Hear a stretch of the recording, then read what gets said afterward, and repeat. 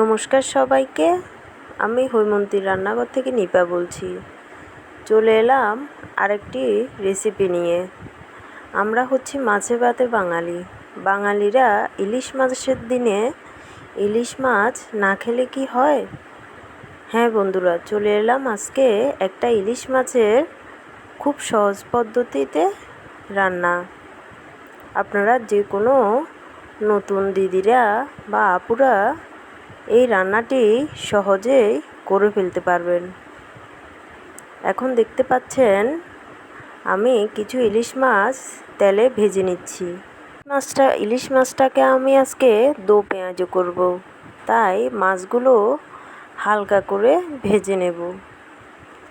এখন দেখতেই পাচ্ছেন আমি একটা একটা করে সবগুলো মাছ দিয়ে দিলাম। ইলিশ মাছের দিনে ইলিশ মাছটা অনেকভাবেই রান্না করা যায়। আমি আগে আমার ভিডিওতে একটা রেসিপি দিয়েছিলাম। এটা হচ্ছে আমাদের চট্টগ্রামের ঐতিহাসিক ইলিশ পাতুরি রেসিপি। আজকে আমি ইলিশের দো পেঁয়াজু করব, তাই পেঁয়াজটা একটু বেশি করেই দিলাম। দেখতেই পাচ্ছেন পেঁয়াজটা একটু বেশিই লাগবে। আমি এখানে পেঁয়াজ কুচি, আদা কুচি, রসুন কুচি ও কিছু কাঁচামরিচ কুচি দিয়ে দিচ্ছি। এখন আমি দিয়ে দেব শুকনো উপকরণ। এখন দিয়ে দেব লবণ আধা টেবিল চামচ, মরিচের গুঁড়ো, তারপরে হলুদ গুঁড়ো দিয়ে মশলাটাকে আরও কিছুক্ষণ কষিয়ে নেব। তারপর দিয়ে দেব কিছু জিরে পাউডার। রান্না হচ্ছে এক ধরনের আর্ট। রান্নাটা সবসময় নিজের থেকে গুছিয়েই করতে হয়। তবুও আমি চেষ্টা করি আপনাদের সাথে এই সাদামাটাভাবে রান্নাটা আপনাদের কাছে উপস্থাপন করতে। এখন দেখতে পাচ্ছেন আমি একে একে সবগুলো উপকরণ দিয়ে দিচ্ছি। দিয়ে ভালোভাবে এটাকে নেড়ে মশলাটাকে কষিয়ে নেব।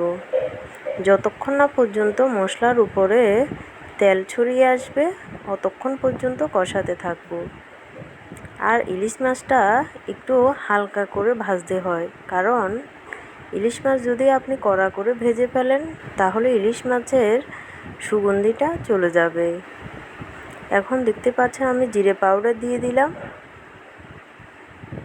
আপনারা যে যতটা লাগবে তরকারি অনুযায়ী ব্যবহার করবেন। আমার আজকে মাছ যতটা আমি ততটাই ব্যবহার করতেছি। দেখতেই পাচ্ছেন এখন আমি মাছগুলো ঢেলে দিলাম। ঢেলে মাছটাকে নাড়িয়ে কিছুক্ষণ মশলার মধ্যে কষিয়ে নেব। জানি না আমার ভিডিওগুলো আপনাদের কেমন লাগে, তবুও আমি চেষ্টা করি আমার সাদামাটা ভিডিওগুলো আপনাদের সাথে শেয়ার করতে। আমি প্রতিদিন যাই রান্না করি ওগুলোই ভিডিও করে আপনাদের সাথে শেয়ার করি। এখন আপনাদের যদি আমার ভিডিওগুলো অবশ্যই ভালো লেগে থাকে আপনারা সবাই লাইক, কমেন্ট, শেয়ার করে যাবেন। অবশ্যই আমার পেজটি সাবস্ক্রাইব করে রাখবেন। এখন দেখতেই পাচ্ছেন মাছগুলো আমি কিছুক্ষণ কষিয়ে নিলাম। কষিয়ে এখন পরিমাণ মতো পানি দিয়ে দেব। পানি দিয়ে মাছগুলোকে আবার ভালো করে একটু নাড়াচাড়া করে দেব। ইলিশ মাছ এমন একটা মাছ, যেভাবে আপনি রান্না করুন না কেন ইলিশ মাছ খুব স্বাদ হয়। যারা এখনও নতুন রান্না তেমন জানেন না, আমিও তখন তেমন রান্না জানতাম না। আমি আমার শাশুড়ির কাছ থেকে এগুলো সব শিখেছিলাম। এখন দিয়ে দিলাম কিছু টমেটো কুচি। দেখতেই পাচ্ছেন আমার তরকারিটা অনেকটা হয়ে এসেছে। উপর থেকে তেল উঠে এসেছে। তরকারির কালারটাও অনেক সুন্দর এসেছে। আপনারা যদি আমার ভিডিওটি অবশ্যই ভালো লেগে থাকে অবশ্যই আমার ভিডিওগুলো লাইক করে দেবেন এবং সাবস্ক্রাইব করে নেবেন।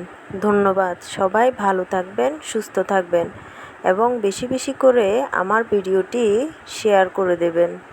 সবাইকে নমস্কার।